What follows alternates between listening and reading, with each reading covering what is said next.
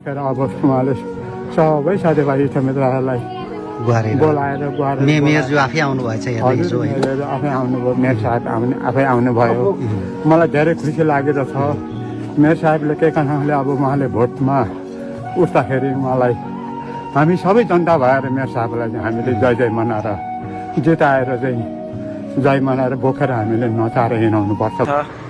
उहाँ चाहिँ एकदम श्रमप्रति आभारी हुनुहुन्छ। एकदम श्रम गरेर सानोदेखि नै उहाँ के अरे रोपेर ठुलो पार्नुपर्छ भन्ने मान्छे हो। एकदम माथिबाट तल झर्न खोज्ने मान्छे होइन, तलकोलाई पनि उठाएर माथि लान खोज्ने मान्छे हो। उहाँले एकदम गरिब दुखीहरूलाई पनि सहयोग गर्ने खालको मान्छे हुनुहुन्छ। बालेन शाहलाई त हाल्दिन हर्क साम्पाङलाई हाल्ने हजुर बालेन शाहलाई नहाल्ने हर्क साम्पाङलाई हाल्ने तराईकै बासिन्दा हुनुहुन्छ हजुर अहिले काठमाडौँ बस्नुहुन्छ तर तराईमै भोट हाल्न जानुहुन्छ तपाईँ हजुर हो माटोले भोट हाल्न जाने एकदमै माटोमै हो मान्छे तराईतिर नि राम्रो छ हर्क साम्पाङको हैन संस्कृत पार्टीको उभा रहेछ तराईतिर एकदमै उभा रहेछ। यो जनताको पावर भन्दा अरू कुनै पावरै छैन। मान्छे होइन हर्क साम्पाङलाई त पूर्वतिर मात्रै राई लिम्बूले मात्रै भोट हाल्छन् भन्दाखेरि अब तराईतिर पनि हर्क साम्पाङमै बन्दैछ। त्यसो भए होइन तपाईँको टोलतिर पुरै अब हर्क साम्पाङ बनाउनु पर्छ कन्सेप्ट चेन्ज ल्याउनु पर्छ हैन।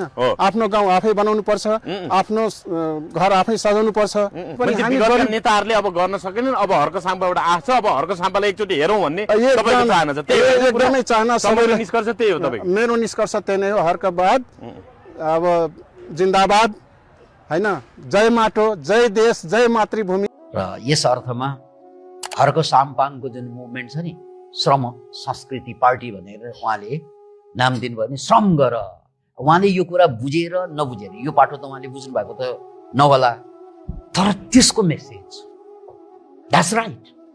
यदि राष्ट्रलाई चाहिँ हेल्थी बनाउनु छ भने, ह्याप्पी बनाउनु छ भने त्यो श्रम नै हो।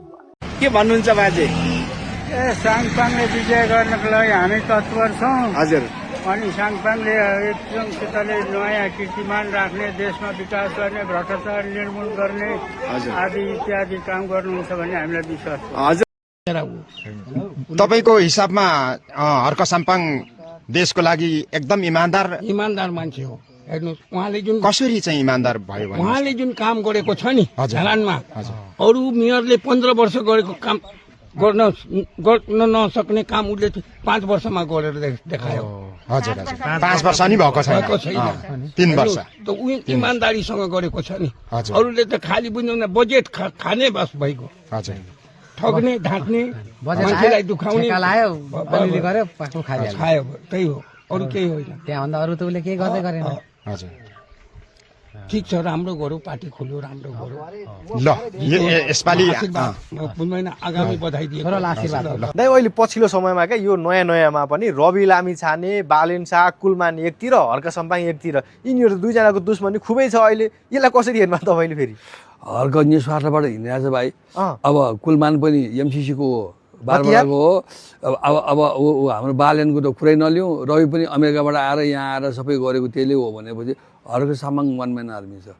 म प्लेन टिकट काटेर आएको उहाँलाई भोट हाल्नु। हर्क साम्पाङलाई भोट हाल्न तपाईँ प्लेन टिकट काटेर आउनुभयो? कुन देशबाट? म कतारदेखि त। कतारबाट पनि क्षेत्रीयहरू हर्क साम्पाङलाई भोट हाल्न टिकट काटेर आउनु हुँदो रहेछ भनेपछि यो पार्टी चाहिँ जातीय पार्टी होइन भन्ने कुरा स्पष्ट भयो कि भएन? म चाहिँ त्यही भन्न चाहन्छु सबैलाई, यो पार्टी एकल जातीय पार्टी होइन भन्छु होइन। अब सबै जातिले यो देशको प्रगति चाहन्छु भने एकपल्ट भोट हाल्नुहोस् भन्छु। म उहाँहरूलाई पनि आग्रह गर्छु, मेरो क्षेत्रीय बाहुन सबैलाई म आह्वानै गर्छु, दिउँ एकपल्ट उहाँलाई हेरौँ। उहाँ काम गरेर आएको व्यक्ति हो, सानोतिनो जे भए पनि फ्याक्ट्री कल कारखाना खोलेर आउनुभएको व्यक्ति हो। उहाँलाई दिउँ एकपल्ट भनेर भन्दाखेरि हर्क साम्पाङ जस्तो मान्छे 2007 सालैमा निस्किनु पर्ने, ढिलै निस्क्यो तर निस्क्यो। उसको जुन चाहिँ फिलोसफी दिएको छ नि, माटो, हजुर, माटोमा चाहिँ नि प्रकृति, हजुर, प्रकृति सँगसँगै नि संस्कृति, सँगसँगै चाहिँ नि प्रविधि। अब यो तीनवटा जुन मिश्रण, जुन तीनवटाको मिश्रण जुन छ नि, त्यो नभइकन त अमेरिका पनि अमेरिका भएको होइन। उनको तीनवटा जुन चाहिँ शब्द हो, उनको त्यो तीनवटा चिज त अहिले मात्र होइन, कुनै पनि अवस्थामा, कुनै पनि समयमा, कुनै पनि चाहिँ कालखण्डमा माटो, मतलब प्रकृति, संस्कृति र प्रविधि। प्रकृति छैन भने त के पनि छैन, सिद्धिहाल्यो। संस्कृति छैन भने आफ्नो परिचय के त? प्रविधि छैन भने अगाडि कसरी बढ्ने त? त्यसै कारण यो त समाजको अनिर्णयश्री चिज हो। यसलाई छोडेर कोही पनि समाज अगाडि बढ्न सक्दैन।